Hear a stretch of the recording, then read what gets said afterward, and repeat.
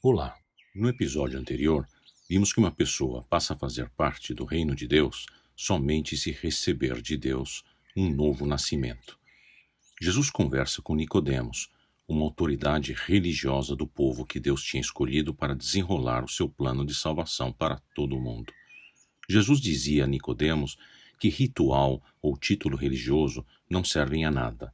É preciso tão somente ter plena confiança em Deus e viver nesta confiança.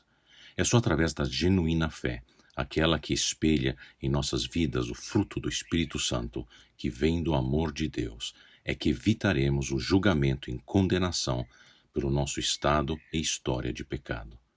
Só quando resgatados pela fé é que Deus nos reconcilia a Ele, para que possamos viver ansiando a fidelidade na Sua palavra e viver repousados na brisa do Espírito Santo, independentemente de como Ele assopra para nós. Neste episódio, vamos falar da salvação e do Salvador. No Evangelho de João, capítulo 3, encontramos uma das mais belas abreviações da mensagem do Evangelho, num único versículo, o de número 16, que agora lemos. Porque Deus tanto amou o mundo, que deu o seu Filho unigênito, para que todo o que nele crer não pereça, mas tenha a vida eterna. Pois Deus enviou seu Filho ao mundo, não para condenar o mundo, mas para que este fosse salvo por meio dele. Este verso de João 3,16 é um dos mais conhecidos de toda a Bíblia. A expressão o mundo é sempre usada no Evangelho de João para contrastar o celestial e o que está nos céus. Ou seja, o mundo se refere a pessoas que negam ter Deus celestial como Senhor de suas vidas por meio de Jesus Cristo, mas preferem estar encadeadas nas aspirações do mundo terreno. E a expressão perecer se refere ao definitivo extermínio do espírito celestial nas pessoas do mundo, sob eterno julgamento de Deus. Para os que recusam reconhecer Deus como Rei na pessoa de Cristo, o julgamento final será seguido de perecimento no inferno, que é o destino pela rebeldia em aceitar e seguir o Senhor Criador do universo. Esses dois versículos estão, na verdade, frisando, primeiro, que Deus tanto amou o mundo, ou seja, Ele nos ama.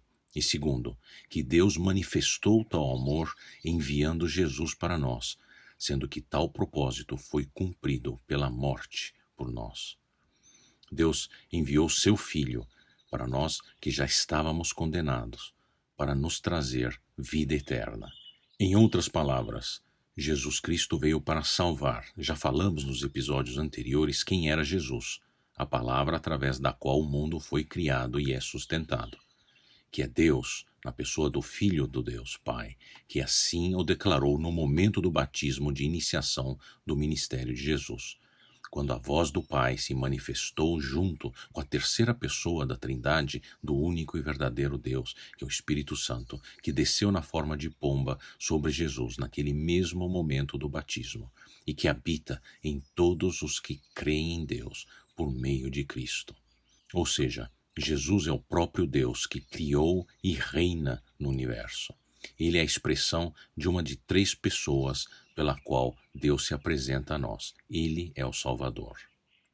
Agora vamos entender um pouco mais sobre a salvação em si. Salvar quem e do quê? Veja o que diz os versos seguintes. Quem nele crê não é condenado, mas quem não crê já está condenado, por não crer no nome do Filho unigênito de Deus. Este é o julgamento. A luz veio ao mundo, mas os homens amaram as trevas e não a luz, porque as suas obras eram más. Qual é o nosso status diante de Deus? A Bíblia é extremamente clara. Já nascemos condenados. E neste estado de condenação permanecemos se não abraçarmos a fé reconciliadora em Cristo Jesus. Condenado é mesmo um termo forte, um termo jurídico que significa sentenciado, culpado da acusação. A acusação é a de rebelião contra Deus, para seguir cada um a si mesmo ou qualquer outra coisa que não seja o Deus Criador dos céus e da terra, por quem fomos criados para viver para a sua glória. A sentença é a de morte no fogo e sofrimento eterno do inferno que a Bíblia explica, por exemplo, em Mateus capítulo 10, versículos 28, ou ainda Mateus capítulo 25, versos 46, ou no livro de Apocalipse, capítulo 21, verso 8. Jesus veio para nos salvar desta sentença. Ele morreu por nós, assumindo ele por nós toda a punição, o que fora simbolizado pelas ofertas sacrificiais do templo do Antigo Testamento. Mas Jesus tornou-se o pagamento de infinito valor que só o Filho de Deus poderia propiciar para nos resgatar do nosso estado de pecado. Se você escolhe rejeitar Jesus, você está escolhendo permanecer nas trevas e continuar no escuro estado de condenação, ao invés de abraçar a resplendente luz de Deus e vida eterna nele. No final, o chamado de Deus envolve a tua decisão. Não acredite na mentira do mundo e do diabo, que são muitos os caminhos que levam a uma boa vida. O caminho é um só, é Jesus Cristo. Veja o que o próprio Evangelho de João diz no capítulo 14, verso 16. Eu sou o caminho, a verdade e a vida. Ninguém vem ao Pai, senão por mim. Palavras de Jesus. O propósito da primeira vinda de Cristo em carne e osso foi para salvar e não para condenar. Agora, a sucessiva vinda de Cristo será para o julgamento e condenação que cairá sobre todos os que não creram na sua obra na cruz e não o aceitarem como Salvador. Perecerão de vez após esta vida todas aquelas pessoas que obstinadamente recusarem esta mensagem do Evangelho de Cristo, e aquelas pessoas que preguiçosamente viverem até o final na ilusão de uma filosofia, religião ou tradição, até mesmo daquelas que se dizem cristãs, que não seja fiel à palavra de Deus. Portanto, se atentem ao que diz a Sacra Escritura, a Bíblia, e não ao que dizem organizações e mídias humanos e pessoas que se consideram autoridades religiosas, pois sem confiar exclusivamente em Jesus, nós pereceremos. É só confiando e só em Jesus é que nós temos vida eterna. Foi para isso que Deus enviou seu Filho unigênito, ou congênito univocamente, no máximo exemplo de humildade e de amor, ao qual somos chamados a seguir.